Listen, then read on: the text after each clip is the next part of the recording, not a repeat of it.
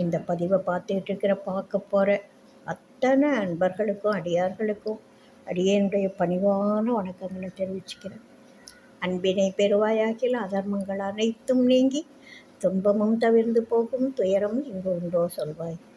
இந்த பதிவில் நம்ம பார்க்க போகிறது சத்குருன்னா யார், எப்படி இருப்பார், என்ன என்ன சொல்லித்தந்தால் அவங்க சத்குருவாக நாம் ஏற்றுக்கலாம் அப்படின்னு ஒரு சன்மார்க்க சித்தியார் அப்படின்ற நூலில் அம்பலவான தேசிகர் எழுதியிருக்காரு. அந்த நூலில் சத்குருன்னா எப்படி இருக்கணும் அப்படின்னு சொல்லியிருக்கு. இப்போ சிவஞான சித்தியார் அப்படின்னு இந்த சாத்திர நூல்கள் 14 நூல்கள், அதில் சிவஞான சித்தியார்னு ஒரு நூல் இருக்குது.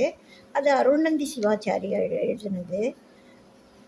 அருள்நந்தி சிவாச்சாரியார் எழுதினது சிவஞான சித்தியார். இது சன்மார்க்க சித்தியார் அம்பலவான தேசிகர் எழுதினது.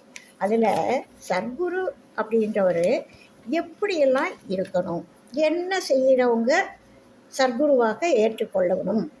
ஏன்னா இப்போ நிறைய போலிகள் நிறைஞ்சு இருக்காங்க. அதனால் இது ரொம்ப எல்லாருக்கும் தேவை. போலிகளுக்கு மத்தியில் பரிசுத்தத்தை கண்டுபிடிக்கிறது ரொம்ப முக்கியமான விஷயம். அடியார்களுக்கும் நகைகளில் கிடையாது, புடவைகளில் கிடையாது, மருந்து மாத்திரை சாப்பாட்டு பொருள்கள் அத்தனையிலையும் போலி இருக்குது. சுத்தமும் இருக்குது, போலியும் இருக்குது. ஒரே நேரத்தில் ரெண்டும் நாட்டில் உலகிட்டு தான் இருக்குது. எப்போதும் இருளும் வெளிச்சமும் இருக்கிறது இயற்கை. நாம் தான் எது நமக்கு தேவை அப்படின்னு கண்டுபிடிக்கிற ஆற்றல் நம்மக்கிட்ட தான் இருக்கணும். அதனால் இந்த காலத்துக்கு இதுவும் தேவைதான் அப்படின்றதுனால இந்த பதிவு ரொம்ப முக்கியம் அப்படின்னு நான் நினைக்கிறேன். இதுக்கு முன்னாடி சப்ஸ்கிரைப் பண்ணாதவங்க இந்த சேனலை சப்ஸ்கிரைப் பண்ணுங்கள். இந்த நல்ல விஷயங்கள்லாம் லைக் பண்ணுங்கள், ஷேர் பண்ணுங்கள். எனக்கு உங்களோட கனிவான கருத்துக்களை சொல்லுங்கள். இப்போ நம்ம பதிவுக்குள்ளே போகலாம். சத்குரு அப்படின்றவர் என்னென்ன செய்யணும், எதை செய்தால் அவரை நம்ம சத்குருவாக ஏற்றுக்கொள்ளணும் அப்படின்றத அவங்க சொல்கிறாங்க. தன்னுடைய அனுபவ ஞானத்தால், அவங்க படித்த ஞானத்தால் சொல்கிறவங்க கிடையாது. எவ்வளவு தான் கல்வி கற்றாலும் அது பரஞானமாக ஆகாது, அபரஞானம்தான். இந்த அனுபவ ஞானம்தான் உண்மையான பரஞானம் பெற்றவங்களாக இருக்க முடியும். மெய்ப்பொருளை சீடனுக்கு உணர்த்தணும். ஒரு குரு அப்படின்னா குருவுக்கு சீடர் வேணும்.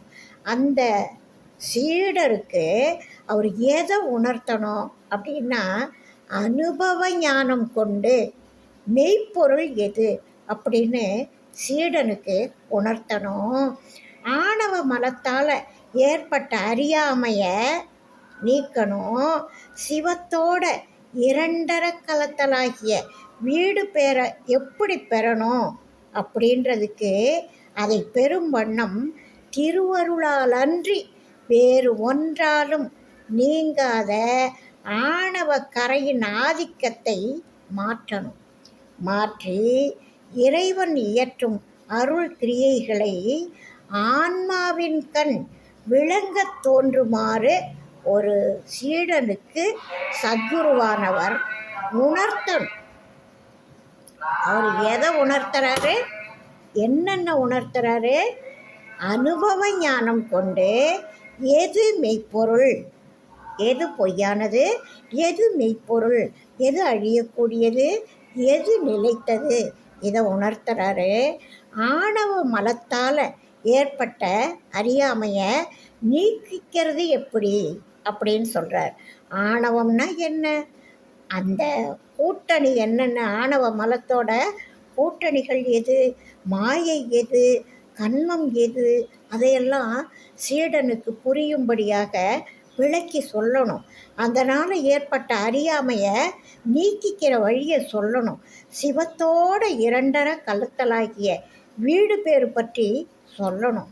அந்த வீடு பேரை எப்படி அடைய முடியும், ஏதாவது விலை கொடுத்து வாங்கிட முடியுமா?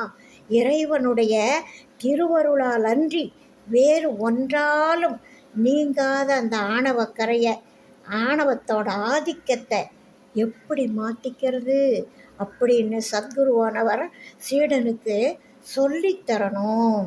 இந்த இறைவன் இயற்றக்கூடிய அருள் கிரியைகள் இருக்குல்ல, இந்த இத்தனை திருவிளையாடல்களும் ஏன், எதுக்கு, என்ன உனக்கு உணர்த்த விரும்புகிறார்? நம்ம வாழ்க்கையில் ஏற்படக்கூடிய நன்மைகள், தீமைகள், இன்பங்கள், துன்பங்கள் இதெல்லாம் ஏன் ஏற்படுது?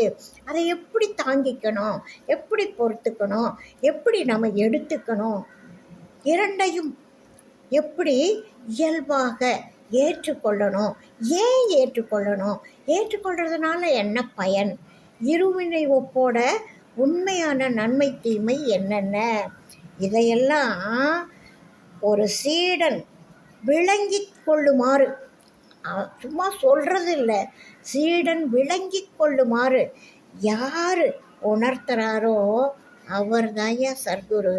அப்படி உணர்த்தாமல் நீ இதை படிச்சுக்கோ, இதை தெரிஞ்சுக்கோ, இதை அனுபவிச்சுக்கோ அப்படின்னு சொல்கிறவங்கெல்லாம் இதை மனசில் இப்படி நினச்சிக்கோ, இறைவனுடைய திருவடிகள் இப்படி இருக்கும்னு நீ நினச்சிக்கோ, இப்படி பாவனை பண்ணிக்கோ அப்படின்னு சொல்கிறவங்க உண்மையான ஞானாசிரியராக இருப்பாங்களா அப்படின்னு சொல்லி நீ தேர்ந்து பார்த்து தெரிஞ்சுக்கோ அப்படின்னு சன்மார்க்க சித்தியாரில் சொல்கிறார்.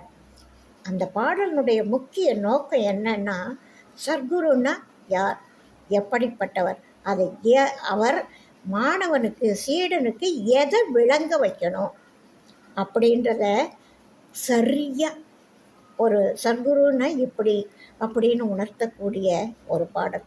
அறிவால் உணர்த்தி அறியாமை நீக்கி பெருமாறே அத்துவிதம் பேராமறு மாற்றி ஆவியே ஈசன் அருவினையை காட்டாமல் பாவி என்பார் சர்க்குருவோ பார் அப்படின்னு சொல்வார்.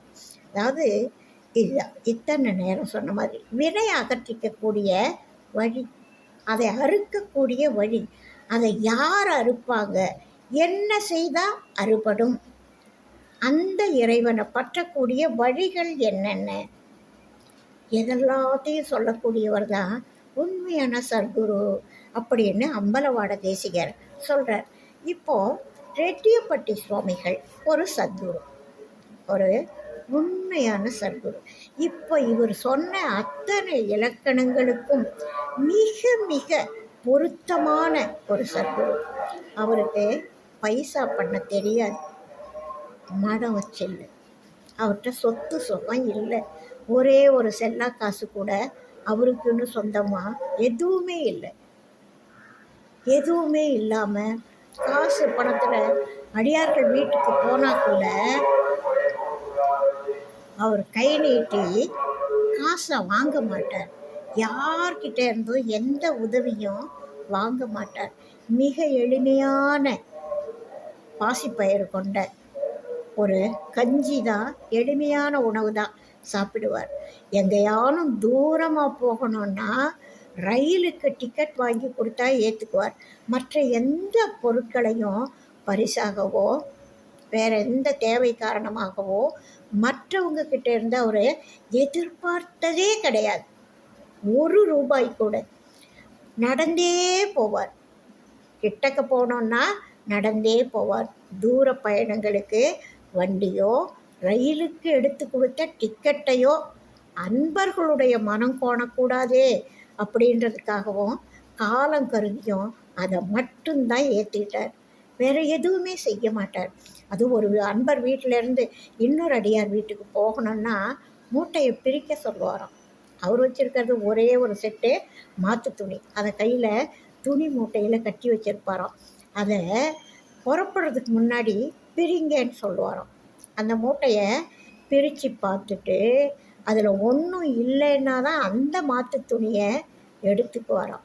அதில் ஏதாவது நமக்கு தெரியாமல் அன்பர்கள் ஏதாவது ஒரு பொருளை நம்முடைய தேவைக்காக வச்சுருப்பாங்களோ அப்படின்ற சந்தேகம் அதுக்கு. ஆனால் சொல்கிறப்ப சொல்லுவாராம், இல்லை ஏதாவது சாமி இங்கேருந்து எடுத்துகிட்டு போயிடக்கூடாதுல்ல, அதனால் என்னன்னு பார்க்குது அப்படின்னு வரோம். அன்பர்கள் நமக்கு தெரியாமல் கொடுக்குற பொருளை கூட நம்ம ஏற்றக்கூடாது அப்படின்னு மூட்டையை பிரித்து பார்த்துட்டு அதுக்கப்புறம் மூட்டை கட்டி எடுத்துகிட்டு போகக்கூடிய ஒரு உண்மையான சர்க்குரு. அவருடைய அந்த கடவுள் வணக்க பாடல்லையே அவருக்கு உண்மையாக இறைவன் காட்சி கொடுத்த இடம். இப்போ அந்த இடம் எந்த இடத்துல இருக்க அந்த பரிபூரண விநாயகர் காட்சி கொடுத்தால் முதல் முறையாக அந்த முதல் முறையாக காட்சி கொடுத்த பரிபூரண விநாயகர் எங்கே இருக்கார்? சக்குப்பந்தியோட சொல்கிறார். அவர் எப்படிப்பட்ட குணங்களை உடையவர்? விநாயகற்றும் பெருமான் அப்படின்னு சொல்கிறார். நாடுவோர்க்கெல்லாம் நாடியபடியே வரம் கொடுக்கக்கூடியவர். உமை அம்மை சிவனோட மகன் விநாயக பெருமான், முருகனுக்கு அண்ணன். அவர் என்னென்ன ஆற்றல் நிறைஞ்சவர், எப்படிப்பட்டவர்? தாயா இருப்பார், தந்தையா இருப்பார், குருவா இருப்பார். என்ன குழந்தை மாதிரி ஏற்றுக்குவார். நீவா ஒன்னையும் குழந்தையா ஏற்றுக்குவார். இது மாதிரி இறைவனுடைய குணங்களை முதல் பாடல்லேருந்து ஆரம்பிப்பார். எப்படி கூப்பிடணும் இறைவனை, எப்படி கூப்பிடணும் அவருடைய, அதாவது ஒரு பற்றி பிடிக்கிறதுக்கு ஒரு கற்பனையே முழுமையாக ஆகாது. அதனால் ஒரு வடிவு கற்பிக்கிறார். பாபா கணேசா பாடலில் எப்படி இருப்பார், இறைவனுடைய திருவடிகள் எப்படி இருக்கும், அவருடைய காலில் இருக்கக்கூடிய சதங்கைகள் எப்படி கொஞ்சம் ஒலி கேட்கும், என்னென்ன ஒலி கேட்கும், அவர் இருக்கிற இடம் எந்த அளவுக்கு மனம் நிறைஞ்ச சோலைகள் இருக்கும், மலர் சோலைகள் இருக்கும், பொய்கைகள் இருக்கும் அப்படின்னு சொல்லுவார். அது மாதிரி அந்த இயற்கை சூழ்நிலையில் எவ்வளவு எளிமையானவர் அப்படின்னு சொல்லுவார். சிவபெருமானுக்கு தொண்டு செய்யாவிடில் ஜென்மம் எடுத்ததே வீண் அப்படின்னு சொல்லுவார். 6 சுவையோடு நீ புசிக்காத, அப்போதான் உனக்கு அத்தன் திருவடி தோணும் அப்படின்னு சொல்லுவார். அதாவது படிப்படியாக உள்ளே போக போக போக தத்துவங்களை விளக்குவார். உனக்கு 96 தத்துவம் இருக்குது, ஆனால் அதோட எல்லா கயிறும் அவர்கிட்ட இருக்குது. அவர் உனக்குள்ள சூக்ஷ்மமாக ஒளிஞ்சிகிட்ருக்கார். எல்லாம் நீ செய்தேன்னு நினச்சிக்காத. கெட்டிக்காரத்தனங்கள் ஏது? எல்லாம் நீ செய்கிறேன்னு நினச்சிட்ருக்கியா? இல்லை, இந்த அண்ட சராசரங்களையும் படைக்க வேறு யாராலையும் முடியாது, அது இறைவனுடைய செயல் அப்படின்னு சொல்லுவார். படிப்படியாக அப்படியே ஒன்றா first lesson, second lesson, third lesson அப்படின்ற மாதிரி இந்த அருட்பாடல்களில் சொல்லிக்கிட்டே போவார். இந்த மனசை குவியும்படியாக வேண்டிக்கோ. அதுக்கு என்ன வழி? மந்திரம் ஒன்றை நினைந்து நினைந்து மனம் குவியும்படி சிந்தை தெளிந்து நீ வாடுவாய். இது கண்டினியூஸாக பண்ணணும். ஒரே ஒரு தடவை கேட்டுட்டு விட்டுடாத. தினம் தேடுவாய். அது எப்படி நீ பிடிக்கணும், எப்படி அந்த செயலை செய்யணும்? மற்கடகப்பிடி ஒத்து நிலைத்திடு. ஒரு குரங்கு குட்டி எப்படி தாய் குரங்கை பிடிச்சிட்டு பயணம் பண்ணுதோ அது போல் மற்கடகப்பிடி ஒத்து நிலைத்திடு. உன்னுடைய சித்தம் உறக்கும்படியாக அது எல்லாம் வெளிப்படும். அப்படி ஒவ்வொரு படியாக ஒவ்வொரு பாடமாக நமக்கு நடத்திக்கிட்டே போய் இந்த முக்தி அடையிறதுன்றதெல்லாம் வேற ஒன்றுமே இல்லைப்பா. உன்னுடைய மனசளவில் நீ சுத்தமாக இரு. எல்லா வேண்டாததையும் விளக்கிடு. எல்லா வேண்டாததையும் பொய் சொல்லாத, பொய், கொலை, களவு, காமம் எல்லாத்துலேயும் என்னென்ன லிமிட்டு, எது தேவையில்லாது அதையெல்லாம் விட்டுடு. இது பண்ணாத, பொய் சொல்லாத, தூங்காத, கோவப்படாத அப்படின்னு ஒவ்வொன்றா மது அருந்தாத. இப்படி எது எது செய்ய வேண்டாம். யார் கூட சேரணும்? அடியார்களோடு சேர்ந்துக்கிட்டே இரு. நல்லவங்களோட சேர்ந்தால் நமக்கும் நல்ல புத்தி வரும். அதனால் அடியார் சேர்க்கையை விட்டுடாத. அடியார்களுடைய திருவடிகளை பற்றி பிடிச்சின்னா அவங்க உனக்கு நல்ல பாதையை காமிச்சிட்டு போவாங்க. அவங்க ஏற்கனவே அந்த பாதை தெரிஞ்சவங்க. அப்படிப்பட்ட ஞானிகளோட பாதத்தை நீ பற்றி பிடிச்சிட்டின்னா, அவங்க தொடையாக கொண்டுட்டீன்னா போயிட்டே இருக்கலாம். இந்த கோபம், பகை, விருப்பு, வெறுப்பு இதையெல்லாம் விட்டுடு. வள்ளுவ பெருமான் நிறைய குரலில் சொன்னது தான். இந்த எல்லா நீதி போதனைகளும் எல்லா பெரியவங்களும் சொன்னது தான். அத்தனையும் அப்படியே சொல்லிக்கிட்டே போய் இதை எல்லாத்தையும் கடைப்பிடிக்கிறவங்க சட்ட அனுஷ்டானம் அப்படின்ற நெறிக்குள்ளே வந்துடுறாங்க. அப்படி இருக்கிறவங்க எல்லாரையும் ராஜவிருட்சம் சிவமாய் இன்வேம்பு சக்தியதாய் ஆசையுடன் வந்தே அமைந்து வெகு நேசமுடன் ஒருத்தர் உட்கார்ந்துருக்காரு. அந்த வெகு நேசமுடன் அந்த புத்திரனை பெற்றார். இப்பூதலத்தில் எல்லோரும் முத்தி பெறுகின்றே முதல். எல்லாரும் முத்தி அடையணும்.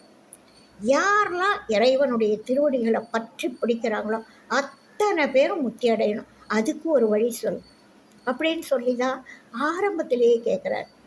எல்லோரும் இன்புற்று இருப்பதுவே அல்லாமல் வேறொன்று அறியேன் பராபரமே.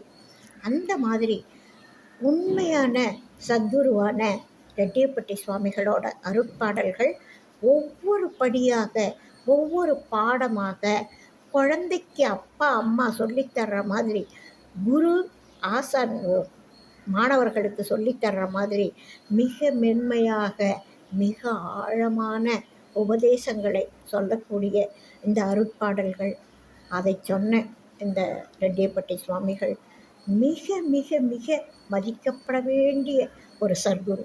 எல்லாருக்கும் தெரிஞ்சிக்க வேண்டிய, ஜகத்துக்கே தெரிய வேண்டிய, உலகத்துக்கே தெரிய வேண்டிய ஒரு மகா சர்க்குரு அவர். ஆனால் யாருக்கும் தெரியாமல் இருக்கார். அவர் வெளியில் தெரிய வேண்டிய நேரம் நெருங்கிட்டு இருக்கு. ஏன்னா கலி முடிய போதில்ல. இந்த கலி முற்றி வரும் பொழுது இந்த சுவாமிகளோட அருட்பாடல்கள், அவர் சொன்ன நீதி போதனைகள், அவர் காட்டிய வழி எல்லாருக்கும் தேவைப்படும். எல்லாரும் இப்போ கெட்டு நொந்துக்கிட்டு வர்றாங்க. இந்த புலாருன்றதுனால நிறைய தீமைகள் இருக்குது அப்படின்றத இப்போ தான் நிறைய பேர் உணர்றாங்க. கொஞ்சம் லிமிட்டாக வச்சுக்குவோம் அப்படின்னு இருக்காங்க. சரி விட்டுடலான்னு நினைக்கிறாங்க. எது சருமத்துக்கு ஒத்துக்காது, எது வயிற்றுக்கு ஒத்துக்காது, எது இதயத்துக்கு ஒத்துக்காது அப்படின்னு உணர ஆரம்பிக்கிறாங்க. கோவப்பட்டு என்ன பிரயோஜனம் அப்படின்னு நினைக்கிறாங்க. பொய் சொல்லி என்ன ஆகப்போகுது, இவ்வளோ பேர் பொய் சொல்கிறாங்க, நம்மளும் சொல்லணுமா அப்படின்னு நினைக்கிற கூட்டம் இப்போல்லாம் அதிகமாகிக்கிட்டு இருக்காங்க. நல்லது இன்னும் கொஞ்ச நாளில் விரைவில் நல்லது மலரணும். சுவாமிகள் சொன்ன மாதிரி பாராதி அண்டமெல்லாம் பக்தரை காக்கவல்லோ அப்படின்னு அவர் தயாராக இருக்கார்.